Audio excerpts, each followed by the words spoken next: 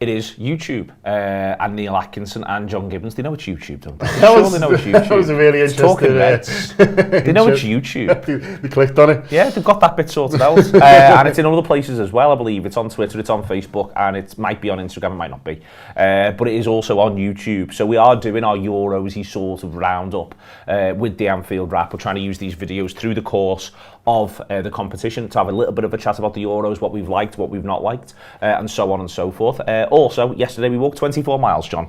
We did, yeah. I'm feeling it, although not too bad. We've both sort of, had a bit of a debrief of our bodies this morning on the way in, and both ending up at the point of we'll take it. I'd certainly take where I am right now. Other than I've got, I think, a number of blisters that's somewhere between 6 and 9. I've got 4 I'm particularly concerned about that dominate my attention, and then every now and again I'll go, that's a deformity that wasn't on my foot 48 hours ago. Yeah. My feet have been better. They've been in better shape, but generally I'll take it. And I just feel feeling really good about the day as well. So it always gets you through to spirits are high. We had a really good time, didn't we? Really enjoyed it. Some of the bits towards the end were tough on body and soul. Bull to Goodison was remarkably difficult.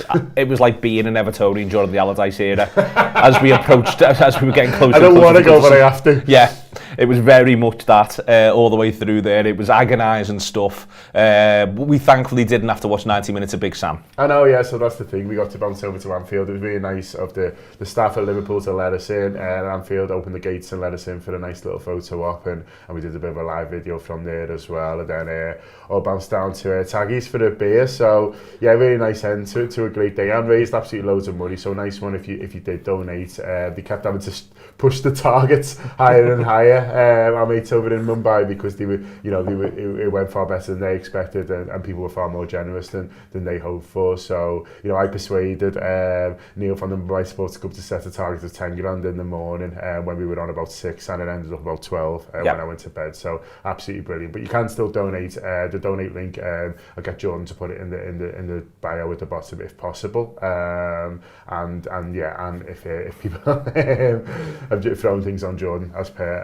And if people can still donate, I'm sure they'd be absolutely made up, and we'd be delighted as well. It'd make Neil's blisters feel better. Exactly, that's what they're there for. That's the purpose of them at this point. So the Euros, everyone's done 2 group games, and I'll be honest, John, I actually, all the way through, with there being the 4 extra qualifiers, I've been a bit like, oh, well, what's almost the point of this, etc., etc. It's actually intriguingly poised, all of a sudden, sort of going group to group, game to game. So, for instance, tonight, Switzerland play Turkey.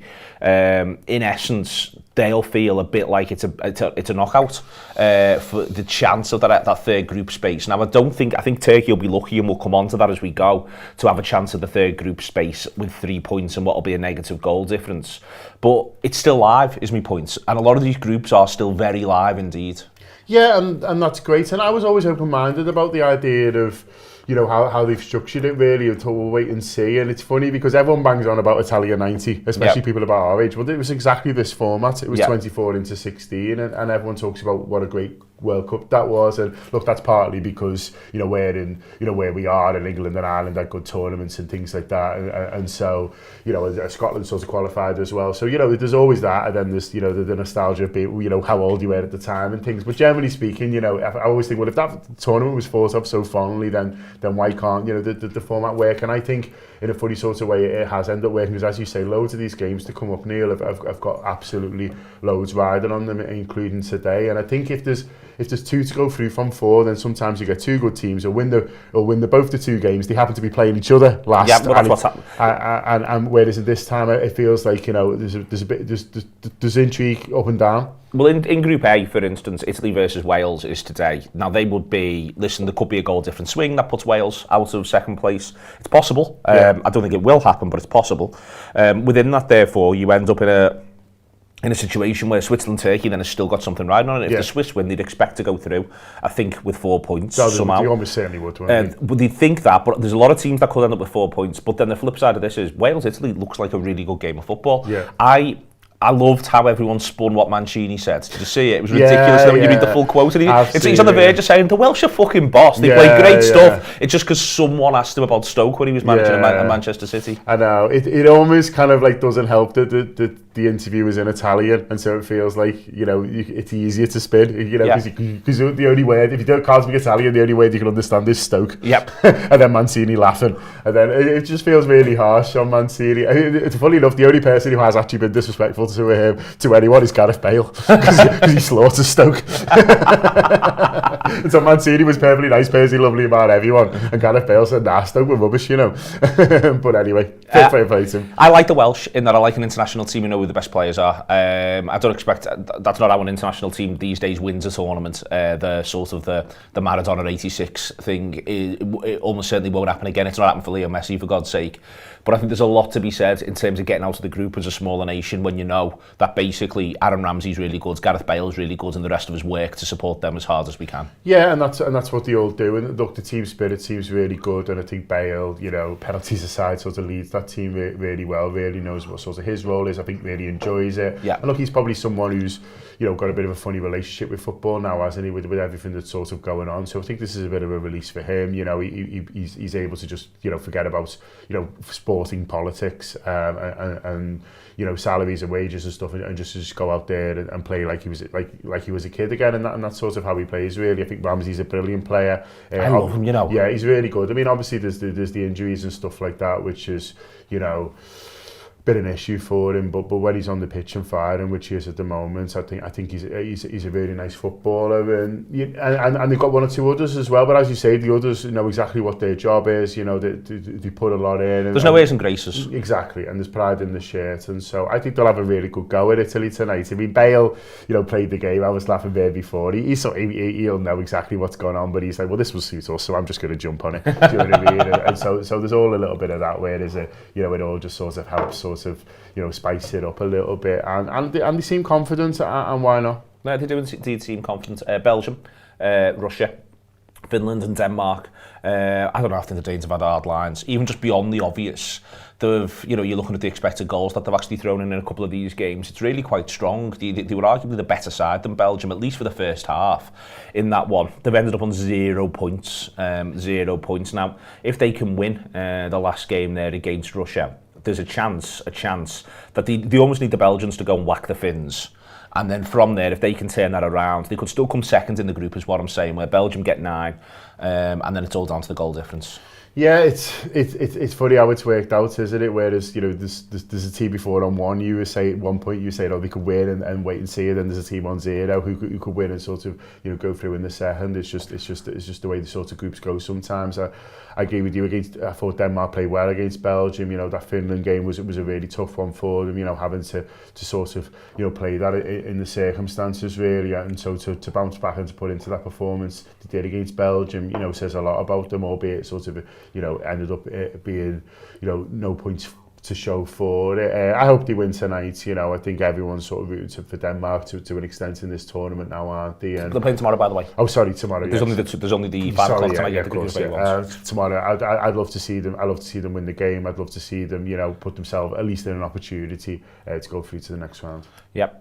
The Group C stuff again, quite interesting, where Ukraine, Austria is almost just a knockout. They're both on 3 points. Now a draw, so this is back to the 4-point theory, John. A draw would give them both 4, and that would mean Austria were going to come into 3rd place. But we've just said before, for instance, Switzerland can get to 4 points. If Finland do get a point, if Russia and Finland both get a point, Belgium, that ends up being a 4-point scenario. If Finland were to beat Belgium and Russia were to beat Denmark, you end up with 3 teams on 6. My point is that 4 points now with 0 goal difference might not actually quite cut the mustard. So Ukraine versus Austria is essentially just a knockout, I'd say. The one thing is whichever of those 2 teams wins, they will definitely go through. Yeah, and that's surprising, isn't it? Because, before the tournament started, you'd have thought, people were saying, we just need 1 win probably, and you're through, and what is that? Whereas, as you said, that's not necessarily the case. I'd have thought 4 points would have seen anyone through, but maybe not sort of the way it's gone. Austria, an interesting one. I've got a friend who lives over there, and he said that the local media were very scathing of their performance. in Holland, against Holland, sorry, maybe wants them to have a little bit more of a go. I didn't think they did too badly, to be honest with you, watching it, but maybe it's all about sort of expectations, having won the first game. But it's interesting, when you talk about, our media and the way they've reacted to it, to a 0-0, having won the first game. It's interesting to see it's similar in other countries as well. As he's not Austrian, he's South African actually, but he's living out there at the moment, and he messaged me saying that I feel like I'm watching a different game. What do you think? He was interested in that. I said, yeah, I think they've done okay. So they've got a mad high line here, to be honest with you. It's the maddest high line I've seen since we went to Villa. But I said that, generally speaking, they've hung in the game okay, and Holland are good. And I think Ukraine, for what I've seen, have been impressed. I like them. Yeah, impressed me a bit more than what I thought of. Anyone with a kick giving a bit of needle is quite fun as well. So yeah, I'll watch that game, and as you say, seems plenty of iron on it too. Group D, similar. Croatia play Scotland, Czech Republic play England. You would have thought that Czech Republic and England, both on 4 points, should get through. A draw suits both of them down to the ground. It means they go through first and second. The idea that there's a smarter route for England just looks less and less the case. They're going to have to, if the England are going to get far in the tournament, they're going to have to play 3 good teams. To get to the final, they're going to have to beat 3 good teams. Yeah. And that's all right. That's just what you got to cop for. Sometimes the draw goes against you. Scotland versus Croatia, again, there's a chance if the Scots win, they could win 1-0. They'd still have a minus goal difference. They'd be on 4 points. If they were to beat Croatia and still not get through, you would feel that was remarkably hard lines given the group that they've been in.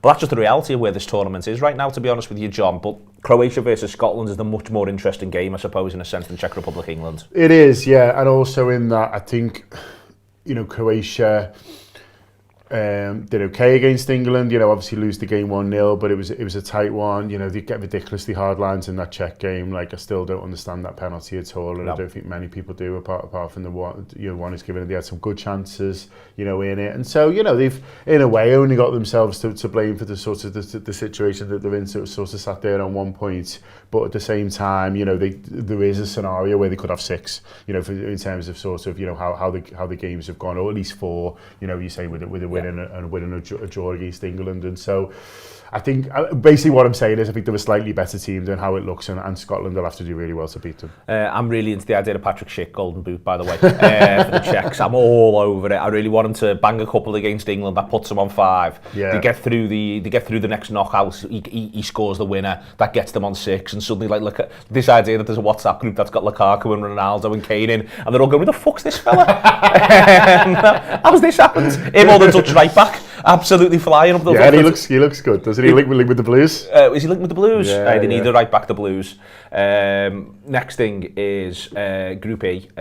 Again, could go anywhere. Spain just look so devoid of life. It's a bit sad, I think, in a way, John, in that they've obviously got so many good footballers. They just look at a side completely shorn of impetus, and I think it's so strange to sort of see. They were fine against Sweden, and they should win the game. Don't get me wrong. They missed a penalty last night. There's a lot of this is the fine margins of all football in a sense, but international tournaments where they could be sitting here now on 6 points, but they're not. They're on 2 and the 3rd in the group. Yeah, it's one of the things that's throughout football, isn't it? Which is if you've got a belter up front, then. You'll always sort of end up doing all right, and it allows you to paper over cracks if you're not necessarily playing well, or get the points that you deserve if you are. I think Morata's obviously getting a lot of stick in Spain, isn't he? And I think it's a little bit harsh because he's the one who they've picked, and he's the one having a go, and there's not another obvious second choice, and that's the mad situation. Question, but they've just decided they can't be bothered with him, which is an international manager's prerogative, but this is where it can begin to go a bit wrong, where it can begin to feel like at the minute would it have killed them to have had Aspas in the squad and all of that sort of stuff, because it does feel at times like if you are an international manager and you're deemed to take a position, because it could be what does for Southgate over Sancho, if you're deemed to take a certain position that just doesn't make an entire amount of sense to a lot of people, then you can get yourself into a bit of a pickle, I think. Yeah, it's a fair point, and with Aspas, I don't know. I mean, it's a strange one for Liverpool fans, isn't it? Because when we saw him, he didn't look a player at all. And but you see what he did before Liverpool, to obviously get his move to Liverpool and after, and obviously there is a player there. So I don't know, maybe there's just doubts about him on the highest stage, and the Liverpool stuff sort of feeds into that. Maybe he likes a certain environment, and you put him in another one, he doesn't necessarily sort of feel comfortable. I don't know. I am just speculating, and I'll admit that, but I think. even with Aspas, someone in there who's, who was sort of scoring goals, I think there'd still be sort of, be issues there sort of up top in terms of firepower, and I think that could sort of hurt them. But, strange as Liverpool supporters not to see Thiago get any minutes at all, in the last game, if you're looking for sort of creativity, we know he can sort of provide a bit of a spark, and impetus, exactly, they did look a bit predictable, and one thing that Thiago isn't is that he can spot a pass. He sees angles. That even you watching the game can't see, and so strange one. But then we'll always have that Liverpool bias. We will indeed. The last little thing is Hungary. And there's loads of ins and outs around the Hungarian side, full stop, around a lot of the stuff that's going on, which is just absolutely atrocious around LGBTQ issues. In general, the nature of that state, so they've got the full grounds. I'm not going to applaud them for the full grounds, because ultimately, if the cost of full grounds is fascism, then we can all have a good long think about this. The flip side is that what they managed to do is make France look mortal. And I think that's possibly good for the tournament. The idea that a side was able to get ahead against France, and then that France couldn't turn it round. And that, for me, this is the French question. I think that any game where France get ahead, I just struggle to see any of these teams that I've seen so far manage to overturn it and do well enough to then go on and win a game against the French. I just can't see how that happens if France score first. That said, the idea that a side as limited as Hungary get the first goal against France should give every other team some encouragement. Yeah, I think that's fair, and I think it's also a reminder as well that it's very rare that you have a tournament where the winners have it all their own way all the way through, and people, and that shouldn't just give encouragement to people who are playing against France, but also other teams in the tournament, including England, by the way, who've maybe had a sort of a little bit of a wobble or a little bit of a disappointing performance or whatever it is. Really, I think. It's very rare that a team, as I say, starts, finishes on 9 points, they have 3 easy group games, and then just sort of, go through it at a canter. There's always, there's a Euros to Spain win, or is it a World Cup where they draw the first game, they look absolutely awful, and then sort of go on to win it. Even a team who win it, who get 9 points, you look at one of the knockout games, they've had to go to penalties or something like that, or they scuffed a winner in extra time. There's always there's never a procession for any of these teams, really, and so I think you're right to say that, what Hungary did, gives a bit of confidence to anyone playing France, but it also gives confidence to people not playing France, I think, who've had a bit of a sort of stutter, at some point in this tournament, to go, well, there is always one of these. It's how you recover, it's how you bounce back. Indeed. So it's all to come. We'll be doing another one of these after the group stage and having a chat to you about that. I've looked in the comments, a bit of encouragement for the Welsh, bit of encouragement for us after yesterday. I would compare myself to Aaron Ramsey on a good day. You can be the Gareth Bale of the arrangement for this one. An absolute wonder of a left foot. Now covered in blisters. And we've got within there as well some people, a very fair point made by the Everest production around the idea that Sweden had some of the best chances in the game against Spain. They did, yeah. And they could have done something from that, but I do think Spain miss some real sitters in that first half. But yeah, there's the Isaac moment, who's an interesting footballer. Been linked with Liverpool? Been linked with Liverpool.